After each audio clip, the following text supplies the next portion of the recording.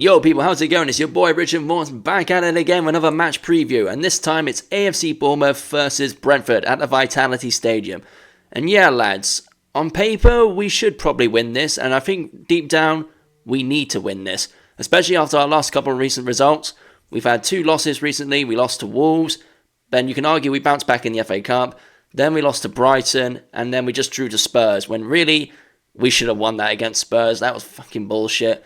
Kepa, man, you made a mistake. Okay, we just got to learn from that and move forward. We can't afford any more mistakes now, ladies and gentlemen, to be brutally honest. We're at this point now in the season where draws aren't enough. They're not 1 point gained, they're 2 points dropped at this point. And if we're going to have any chance of getting European football, these games against Spurs, Brentford, and these other games that we got coming up, we can't afford a draw, really. We have to keep winning. If we're going to have any chance of getting European football, we just have to treat every game like it's a cup final and just fucking go out there and win. Drawing isn't enough anymore. Losses, no, that's not even a possibility. We have to keep it in this mentality of we're there to win, get the 3 points.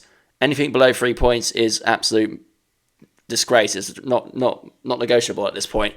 And yeah, looking into this game, obviously having Zabani coming back after his recent suspension, that would be good for us. I think the duo chemistry of Housen and Zabani together is our best defensive duo, really. And to have him back, I think that will strengthen us a little bit, because looking at the Spurs game, we did look a little bit tired towards the end, and I think that penalty sort of deflated us for a little bit, and it did feel like maybe we could snatch it, but we were just so knackered. There was no way we were going to get anything out of that game other than a draw.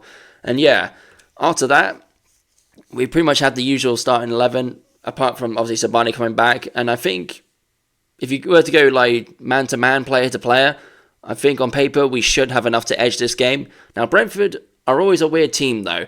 They're one of these teams where you could either beat them 3-0 or they could turn up to your place and beat you 3-0. They're a very up and down team. And if you look at their recent form, let's have a look at the table really quickly right now. They're 12th in the league. The last 5 games, they've lost, 1-2, drew, and then lost.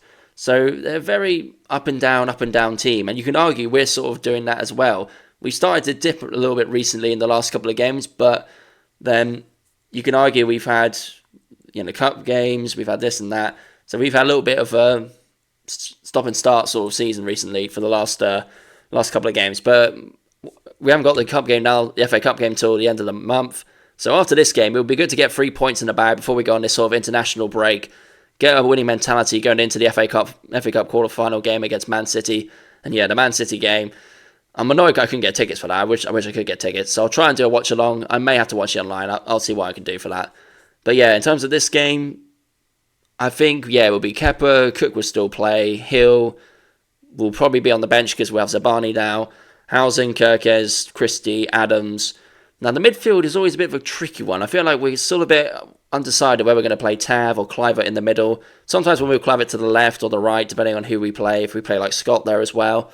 But I think we should go with Kluivert, Semenyo. If we can, I'd try and put Sinisterra on the left and put Evan Nelson up front. I feel like we just need as much firepower, as much pace and attack as we got.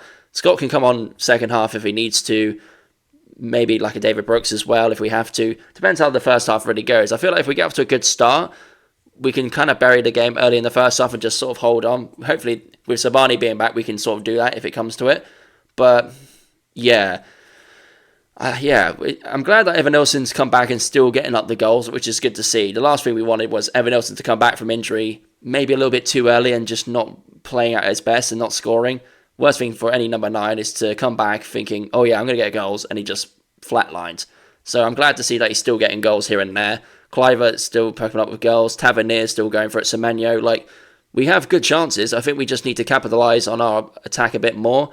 I felt like in the recent couple of games, there's been a few times where, especially in the midfield, we kept seeming to losing the ball in midfield a lot. And that was where we sort of lost the games against Wolves and Brighton, where the midfield, whether our midfield just didn't match up to theirs, or maybe our style just didn't match well against theirs, and we were just getting caught out in midfield. I feel like once we get the midfield going and it gets really flowing, our attack is so much better. If our midfield is not clicking on all cylinders, it kind of just kills our momentum, it kills our formation, and we end up losing the matches. So I think that's always been our key element. And I think going into the Brentford game, if we can shut out MBEUMO, if we can shut out WISSA, whatever the fuck you call him, especially those two, if we can keep those out defensively, especially now that we've got Sabani coming back, I think we'll be okay. I think we'll find a way to win. So, score prediction wise, I'm going to go with...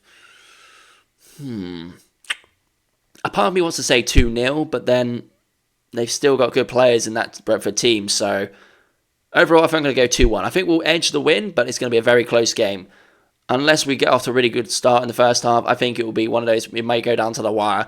So I'm going to go 2-1 to the Bournemouth boys, 3 points in the bag, and if we get these 3 points, we'll go up to 47, so that could possibly get us to 7th, which gives us a chance to get even further up the table if we do. But to be honest, lads, I feel like, for terms of European football, this is kind of our make or break moment, really. If we're really going to go for it, if we're really going to get European football, it's kind of now or never now, lads. We can't afford any more losses. We can't afford to drop any more points, really.